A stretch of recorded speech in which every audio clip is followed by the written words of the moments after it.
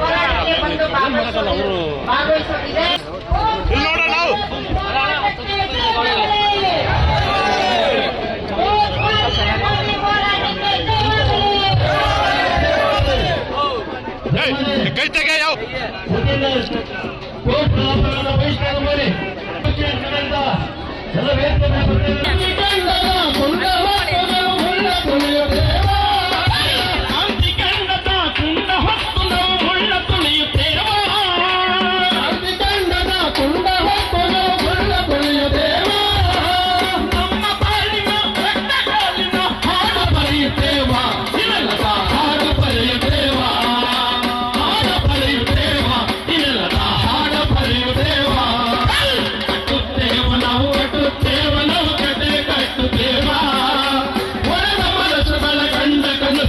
ಮತ್ತು ಚನ್ನರಾಯಪಟ್ಟಣ ಭೂ ಸ್ವಾಧೀನ ವಿರೋಧಿ ಹೋರಾಟ ಸಮಿತಿ ಜಂಟಿಯಾಗಿ ಕರೆ ನೀಡಿದ್ದೀವಿ.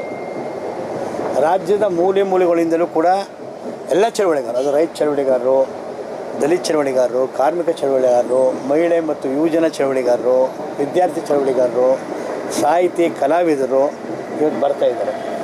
ಸಾವಿರಾರು ಸಂಖ್ಯೆಯಲ್ಲಿ ಇವತ್ತು ಇಲ್ಲಿ ನಾವು ಚಲನ ನಡೆಸಿ ಸಮಾವೇಶ ಮಾಡ್ತಾಯಿದ್ದೀವಿ. ಸರ್ಕಾರಕ್ಕೆ ಈಗಾಗಲೇ ನಾವು ಒತ್ತಾಯ ಮಾಡಿದ್ದೀವಿ.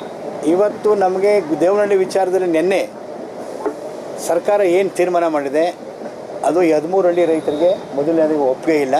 ನಿನ್ನೆ ಸಭೆ ಮಾಡಿ ಸಂಘಟಿತವಾಗ ಸರ್ವಾನುಮತದ ತೀರ್ಮಾನದಿಂದ ಅದನ್ನ ವಿರೋಧ ಮಾಡಿದ್ವಿ.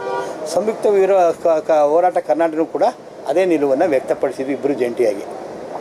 ಸರ್ಕಾರ ಈ ಒಡೆದಾಳದ ನೀತಿ ಅಲ್ಲ. ನಾವು ಹೇಳ್ತಿರೋದು ಕೈಗಾರಿಕೆಗಳು ಉತ್ತಿ ಬೆಳೆಯಲ್ಲ. ಕೈಗಾರಿಕೆಗಳು ಕಟ್ಟಡ ಕಟ್ತವೆ, ಯಂತ್ರೋಪಗಳು ಮಾಡ್ತವೆ.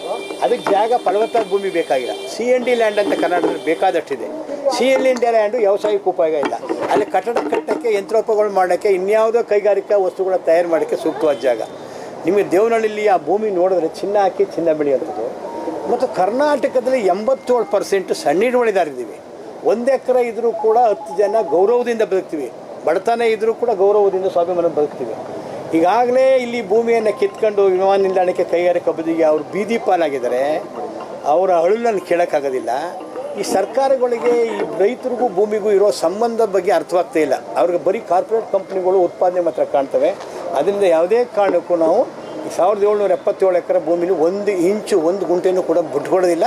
ಸಂಪೂರ್ಣ ಸರ್ಕಾರ ಈ ನೋಟಿಫಿಕೇಷನ್ ರದ್ದು ಮಾಡಬೇಕು. ಅರ್ಧಂಬರ್ಧ ಮಾಡಿ, ಎಡಬಿಡಂಗಿ ಮಾಡಿ, ಹೋರಾಟವನ್ನು ದಿಕ್ಕು ತಪ್ಪಿಸೋಂಥದ್ದು ಆ ಥರ ಮಾಡೋಕ್ಕೆ ನಾವು ಯಾರೂ ಕೂಡ ತಯಾರಿಲ್ಲ. ಅದು ಒಪ್ಕೊಳ್ಳೋದಿಲ್ಲ.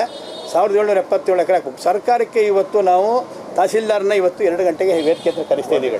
1 ಗಂಟೆ ಹೊತ್ತಿಗೆ ನಾವು ಲಿಖಿತವಾಗಿ ಸರ್ಕಾರಕ್ಕೆ ಒಂದು ಒತ್ತಾಯ ಪತ್ರವನ್ನು, ಅಂತಿಮ ನೋಟಿಸನ್ನು ಕೊಡ್ತೀವಿ. ಅವರು ಅಂತಿಮ ನೋಟಿಸ್ ಕೊಡ್ತಾರೆ, ನಾವು ಅಂತಿಮ ನೋಟಿಸ್ ಕೊಡ್ತೀವಿ. ಸರ್ಕಾರ 5 ಗಂಟೆ ಒಳಗಡೆ ಸೂಕ್ತವಾಗಿ ನಮ್ಮ ಒತ್ತಾಯಗಳಿಗೆ ಸ್ಪಂದಿಸ್ತಾ ಇದ್ದರೆ 5 ಗಂಟೆ ಆದಮೇಲೆ ನಾವು ಬೇರೆ ರೀತಿ ನಿಲುವನ್ನು ತಗೊಳ್ತೀವಿ. ಯಾವುದೇ ಕಾರಣಕ್ಕೂ ಕೂಡ ಸರ್ಕಾರ ಈ ನೋಟಿಸನ್ನು ರದ್ದು ಹೋಗೋ ಕೂಡ ಇಲ್ಲಿಂದ ನಾವು ಕದಲಲ್ಲ.